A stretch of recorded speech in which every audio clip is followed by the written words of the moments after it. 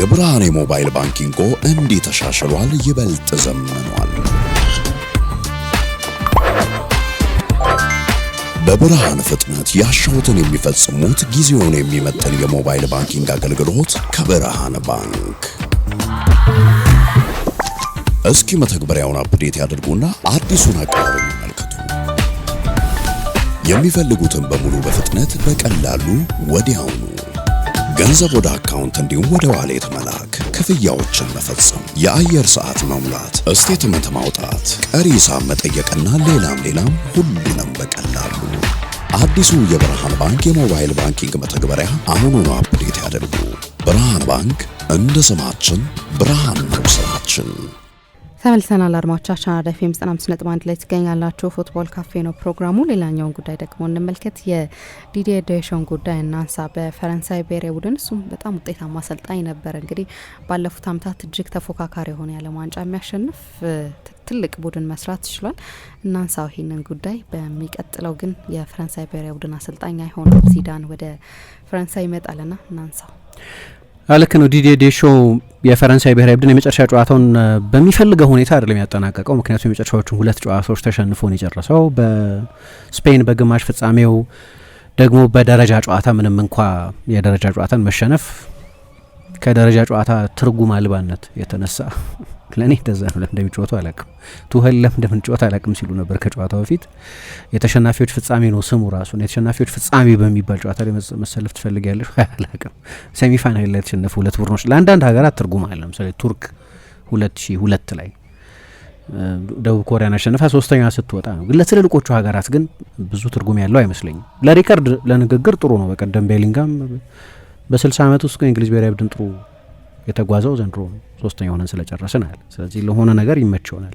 ግን ለማንኛውም ተሸንፏል። ግን በጣም ድራማዊ በሆነ 10 ጎሎች በተቆጠሩበት በዛ ጨዋታ ተሸንፎ የመጨረሻ ጨዋታው በዛ ሁኔታ አልቋል። ግን በፈረንሳይ ብሔራዊ ቡድን ታሪክ ውስጥ ያለውን እና ደግሞ ሰፋ አድርገን ካየነው በፈረንሳይ እግር ኳስ ውስጥ ያለውን ድርሻ ካየን ግን በጣም ግዙፍ ነው።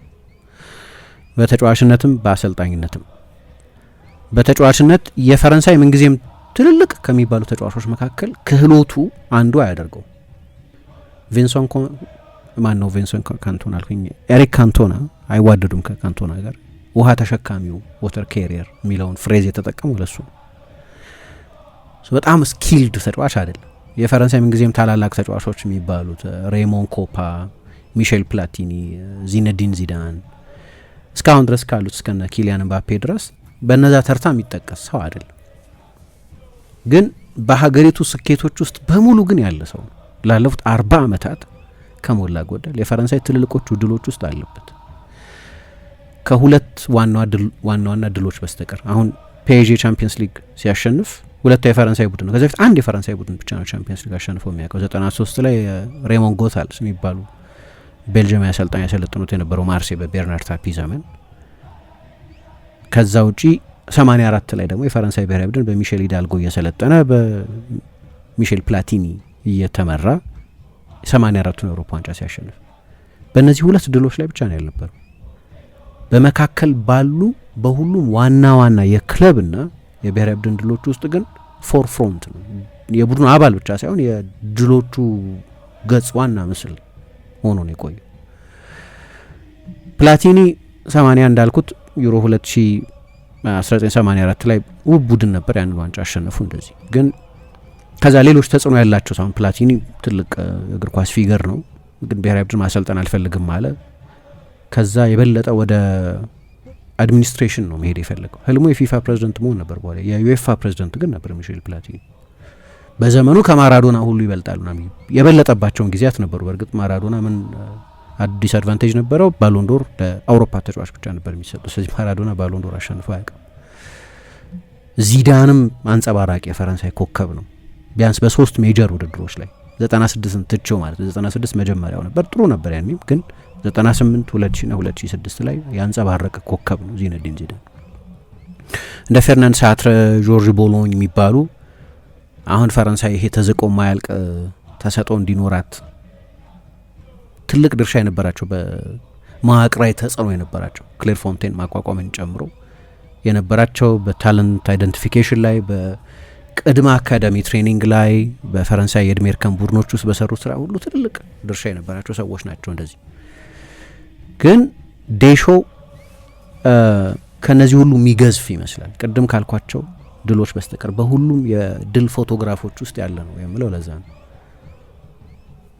ማርሴይ 93 ላይ የመጀመሪያው እስከ ቅርብ ጊዜም ድረስ ብቸኛው የፈረንሳይ ቻምፒየንስ ሊግ ያሸነፈ ቡድን በሆነ ጊዜ አምበል ሆኖ ዋንጫውን ያነሳው እሱ የዛ የ93 ወደ ዩቬ ከመሄዱ በፊት ከኖንት ከመጣ በኋላ ማለት ነው። ስለዚህ ፎቶግራፍ ላይ አለ የማርሴይን ድል ስታዩ በቃ እሱን ያለ ፊት ለፊት። ከዛ 98 ላይ የዓለም ዋንጫ ሻምፒዮን ሲሆኑ አምበል ሆኖ ዋንጫውን ያነሳው እሱ። 2000 ላይ የአውሮፓ ሻምፒዮን ሲሆኑ አምበል ሆኖ ዋንጫ ያነሳው እሱ። 2018 ላይ የፈረንሳይ ብሔራዊ ቡድን የዓለም ሻምፒዮን ሲሆን አሰልጣኝ ሆኖ ድሉን አሳክቷል። ስለዚህ በዋና ዋና የፈረንሳይ ድሎች ላይ ፊት ለፊት የሚታየው ምስል እሱ ነው። ትልቁ ባለ ክህሎት አይደለም፣ ነገር ግን የዛ ቡድን ጋይድ የነበረው እሱ ነው። በተለያዩ ትውልዶች ውስጥ ነበር እሱ መሪ የነበረበትን ወቅት ደግሞ ማስታወስ ያስፈልጋል። ለመጀመሪያ ጊዜ ፈረንሳይ አምበል የሆነው 94 ማለት ፈረንሳይ የዓለም ዋንጫ ማለፍ ያቃታት ጊዜ በዩጎስላቪያ ተሸንፋ ፈረንሳይን የሚያክል ሀገር 94 የዓለም ዋንጫ ላይ አልሄድም።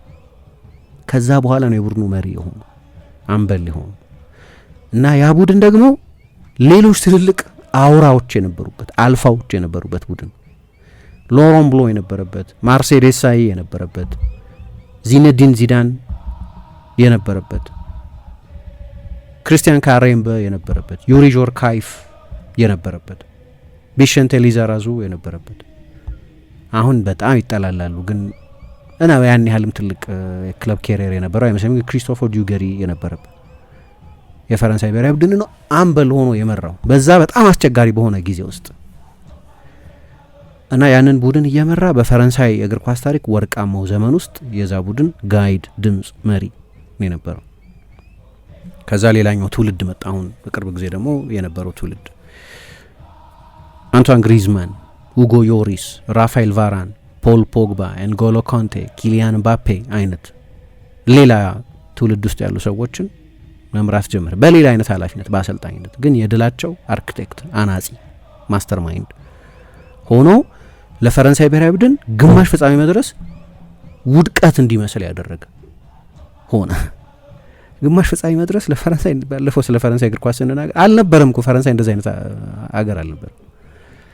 አሁን ቤር ሚኒመም ነው። ዩሮ 2004 ዲስአፖይንትመንት ነው 2024 ለምን ግማሽ ፍጻሜ ላይ ነው የቀሩት?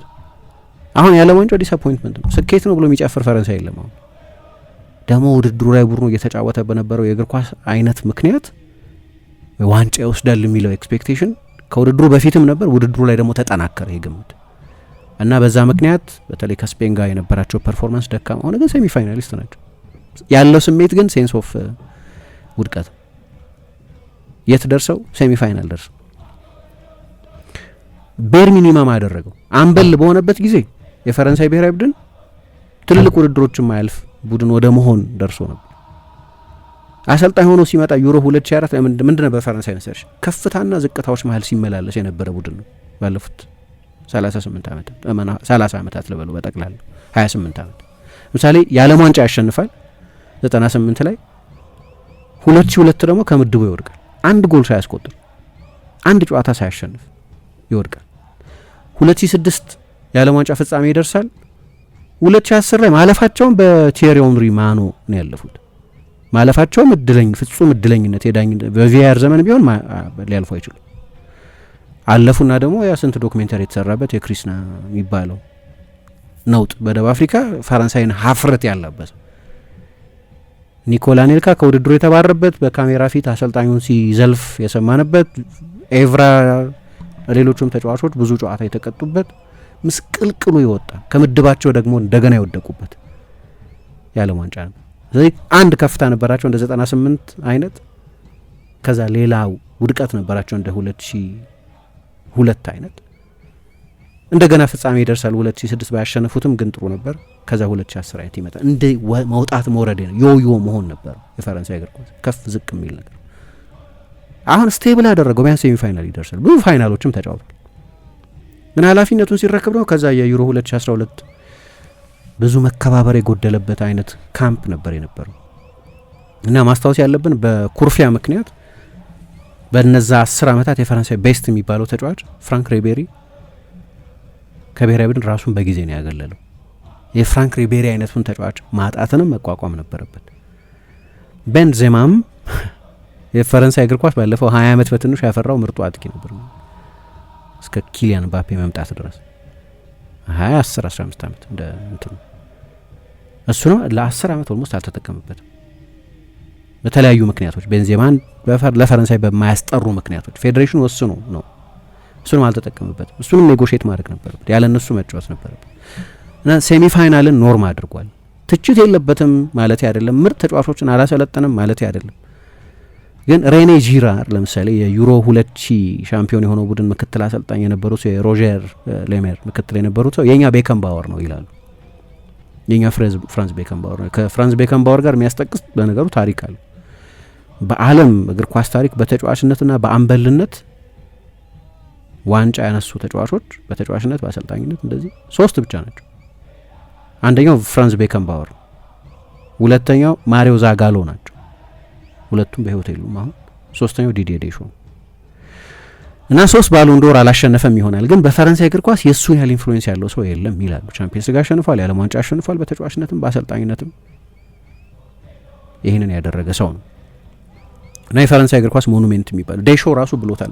ማን ነው እምባፔ ራሱ አይተሽዋል። በቀደም ካለቀ በኋላ ብዙ ጊዜ አልተከበርክም፣ በፈረንሳይ እግር ኳስ የሚገባ ክብር ያልተሰጠ ሰው ነህ ብሎ አድንቆታል። በቅርብ ጊዜም እንዲህ አይነት አስተያየት ሰጥቷል። ስለሱ ሲቪው ይናገርለታል። የመጣበት ጊዜ የፈረንሳይ እግር ኳስ አሁን ባለበት ሁኔታ ውስጥ በነበረበት ጊዜ አይደለም፣ ስለዚህ ለዘላለም ፈረንሳይ የሱ ውለታ አለበት የሚል አስተያየት ሰጥቷል።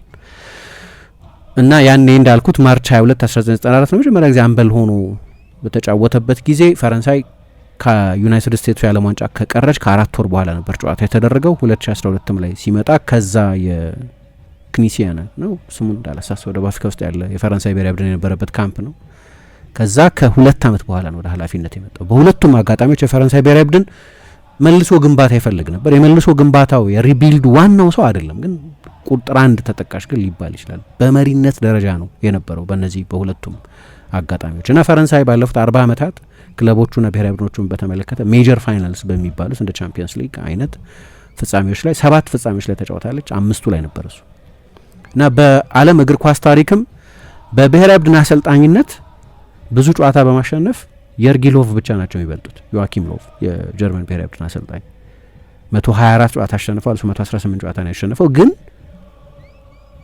በዊን ሬት ደግሞ በሃየር ዊን ፐር ጌም ሬሾ በሚባለው በአማካይ በሚያገኘው በጨዋታ በሚያገኘው ነጥብ ግን ደግሞ በጣም ይበልጣቸዋል።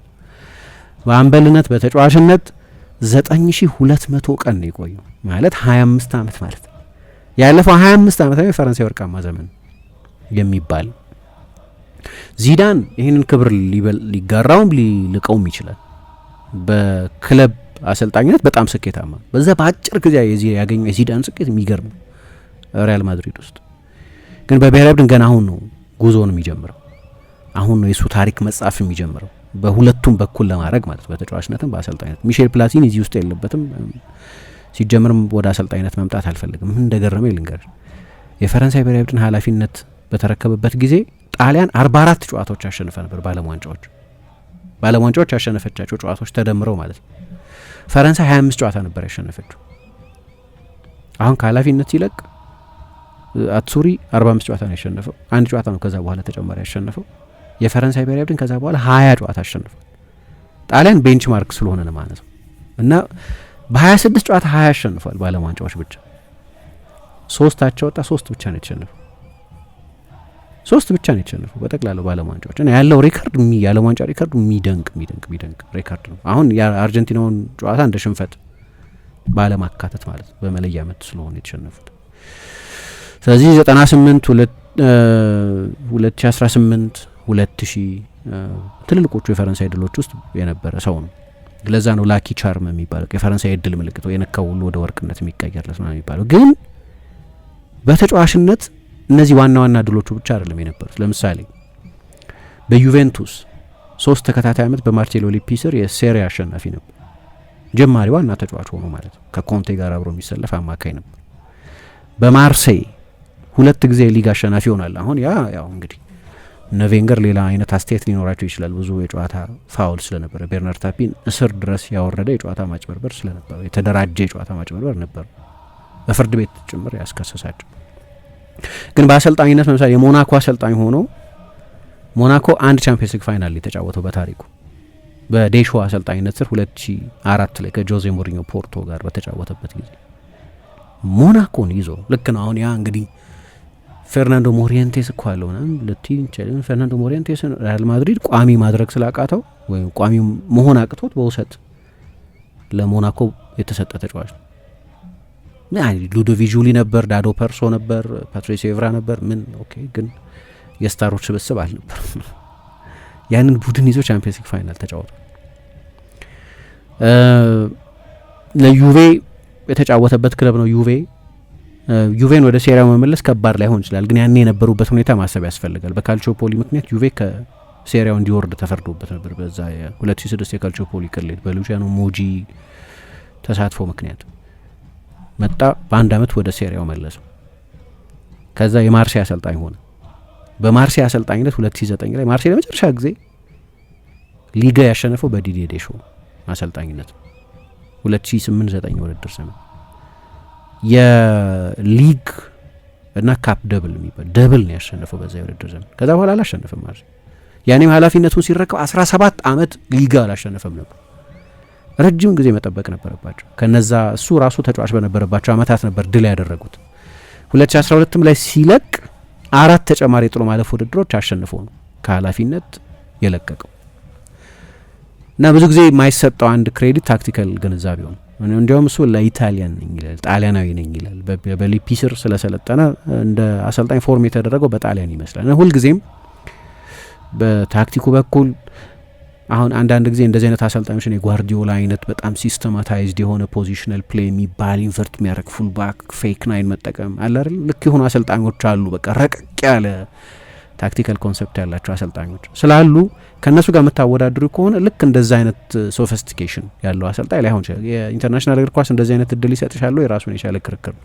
ኢንተርናሽናል እግር ኳስ የበለጠ ፕራግማቲዝምን የሚጠይቅ ነው። ስፔን ኤክሰፕሽን ነው። ምክንያቱም ስፔን ጠቅላላ መዋቅራዊ ስለሆነ የስፔንን አጫወት እኮ ዶንት ትራይ ኢት አት ሆም ነው የሚባለው።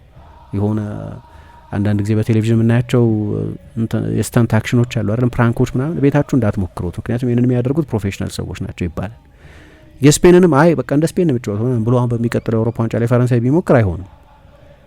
ምክንያቱም የስፔን ከ6 ዓመት ልጆች ከ6 ዓመታቸው ጀምሮ የተሰራበት ትውልድ የጠየቀ ነው። you have to go through that process ብሎ የሆነ ጊዜ ስላማረች ብቻ እንደ ስፔን መጫወት አትችይም። ለዛ ነው ቤታችሁ አትሞክሩት ነው የሚባለው። ቀላል አይደለም። ስፔንን ኤክሰፕሽን። ሌላ ግን ሁሉንም አሰልጣኞች ኢንተርናሽናል ድሮች ያገኙ አሰልጣኞችን ካየሻቸው ከስፔን በስተቀር የበለጠ ፕራግማቲክ አሰልጣኞች ናቸው። ግሪክ ሳይቀሩ፣ ፖርቱጋል ሳይቀሩ፣ ሌሎቹም ቡድኖች የበለጠ ሁኔታዎችን አዳፕት በሚያደርጉ አሰልጣኞች ስር ነው ድል ያደረጉት። ዴሾ ደግሞ የነሱ ሁሉ አለቃ ነበር ባለፉት ዓመታት። ከዛ በላይ ድል ማሳካት ነበር። 2 የዓለም ዋንጫ ፋይናል ተጫውቷል፣ 1 ሴሚ ፋይናል፣ 1 ኳርተር ፋይናል ተጫውቷል። የአውሮፓ ዋንጫ 1 ፋይናል ተጫውቷል፣ 1 ሴሚ ፋይናል ተጫውቷል። ኔሽንስ ሊግ 2 ጊዜ አሸንፏል። ኔሽንስ ሊግ ሪካርዱ የሚገርም ነው በጠቅላላው። ግን በክለብ እግር ኳስም መረሳት የለ። ኢቭን ቼልሲ ውስጥ መጥቶ ድህረ አብራሞቪች ቼልሲ ውስጥ መጥቶ የኤፍኤ ካፕ አሸንፏል። እንግዲህ ያኔ ለቼልሲ ኤፍኤ ካፕ ማሸነፍ ማለት በቃ ሁሉም ነገር ማለት የነበረበት ጊዜ። ቼልሲ ሁሉንም ድሎች ማግኘት የጀመረው ከ2003 ወዲህ ነው። ሪሰንት የቼልሲ የስኬት ጉዞ ግን እዛም ሄዶ ኤፍኤ ካፕ አሸንፏል እና ዴኒስ ዋይዝ የነበሩበት ምናምን። ስለዚህ ሁሌም በሄደበት ሁሉ የሚቀናው አይነት አሰልጣኝ ነበር። የፈረንሳይ እግር ኳስ ትልቅ ዕዳ ያለበት ይመስለኛል። ሁሉም ነገር ጥሩ በነበረበት ጊዜ አይደለም ወደ ኃላፊነት የመጣው። ግን ለምሳሌ ስህተቶች ነበሩ። ለእኔ በቀደሙ ጨዋታ ላይ ሌላ ነገር ተናገረ። እሱ ራሱ ራቢዮ ራሱ ቀይረኝ ብሎ ነው ቀይሬ ያስወጣሁት ብሏል። ለእኔ ትልቅ ሚስቴክ ነው የራቢዮ መውጣት። በጨዋታ ላይ አንድም የፎርሜሽን ለውጥ አለማድረግ ለምሳሌ ሁሉም ለውጦቹ ላይክ ፎር ላይክ ናቸው። ባርኮላ በዱዌ ፉልባክ በፉልባክ አማካይ በአማካይ ሼርኪን በኦሊሴ እንደዚህ ወይ በሁለት አጥቂዎች አልተጫወተም፣ የበለጠ ለይቶለት ቨርቲካል አልሆነም እና ክሮሶች አልተጫወተም፣ ወይ የስፔንን ብልጫ አይቶ አንብቦ በአማካይ ቁጥር ለማስተካከል ወይ ዋረን ዛይሬ ሜሪን ወይም ኮኔን አልጨመረም እና በ3 ወይ በ4 ሚድፊልደሮች አልተጫወተም። ታክቲካል ሚስቴኮች ይኖራሉ። እያወራን ያለ ነው 14 ዓመት ስላሰለጠነ አሰልጣኝ ነው። ስለዚህ እዚህም እዛም የሆኑ ስህተቶች ይኖራሉ። ዩሮ 2024 ላይ ቡድኑ 4 ጎል ብቻ ነው ያስቆጠረው። በማጥቃቱ በኩል ያን ያህል ግሩም አልነበረም። ሌሎች ውድድሮች ላይ የነበሩ ስህተቶች ነበሩ ምናምን፣ ግን አዛሆል እንደ ጥቅል ካየሽው ግን በጣም አስደናቂ ነበር ይመስለኛል። እና 103 ጨዋታ ነው በተጫዋችነት ያደረገው ለፈረንሳይ ብሔራዊ ቡድን፣ 185 ጨዋታ ነው በአሰልጣኝነት ያደረገው። ማለት ከፈረንሳይ ብሔራዊ ቡድን በጠቅላላ በ100 ምናምን ዓመት ታሪክ ውስጥ ከነበሩ ጨዋታዎች 31% ላይ ተሳትፏል ማለት ነው ብቻውን። ይህንን ሰው በፈረንሳይ እግር ኳስ ውስጥ ትልቁ ሰው ነው አለ ማለት ችግር፣ ትልቁ ተሰጥኦ ነው እያልኩ አይደል፣ ትልቁ ሰው ነው ግን አለ ማለት ችግር ነው። ስለዚህ ስለሱ ደግሞ ስንብቱ ስለሆነ እሱን ለማንሳት ነው። ዚዳን ሲሾም ደግሞ ስለ ዚዳን እናወራለን በይፋ መሾሙ ሲረጋገጥ።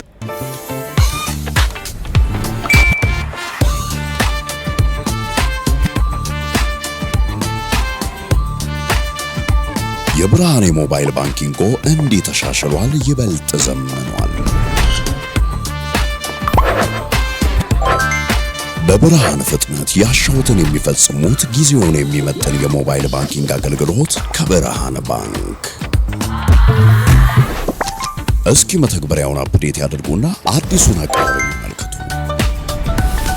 የሚፈልጉትን በሙሉ በፍጥነት በቀላሉ ወዲያውኑ ገንዘብ ወደ አካውንት እንዲሁም ወደ ዋሌት መላክ፣ ክፍያዎችን መፈጸም፣ የአየር ሰዓት መሙላት፣ ስቴትመንት ማውጣት፣ ቀሪ ሂሳብ መጠየቅና ሌላም ሁሉንም በቀላሉ። አዲሱ የብርሃን ባንክ የሞባይል ባንኪንግ መተግበሪያ አሁኑኑ አፕዴት ያድርጉ። ብርሃን ባንክ እንደ ስማችን ብርሃን ነው ስራችን።